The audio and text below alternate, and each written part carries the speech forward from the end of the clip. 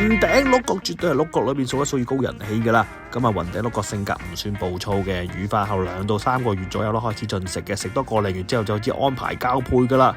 求產時有公乸記得分開啦，提升產量嘅話咧，一定要用到產木㗎啦。雖然亦都有啲 case 係會生喺木屑裏邊嘅。安保先生就用咗科踢嘅產卵1號做底材嘅。安保認為咧，人工個體咧比較容易產卵嘅喎，野生個體咧就可能要放多1-2個產木落去啦。有從飼養方面咧，安保老師咧用一啲比較熟嘅木屑，由呢一個同埋呢一個，我都唔知係咩嚟嘅。後期用嗰啲比較大嘅容器去飼育呢個公蟲啦，溫度建議20到25度。值得留意嘅係咧，公同乸嘅羽化時間都有分別㗎。如果想累代嘅話咧，就可以用啲800cc 嘅容器啦，縮短公蟲嘅進食嘅時間，令到可以同一時間累代啦。係啦，菌平嘅話咧係有容易拒食嘅情況啦。顏色漂亮啦，體型龐大，老師都非常推介。佢仲立咗個 flat 80mm。今集係咁多，下次再講，拜拜。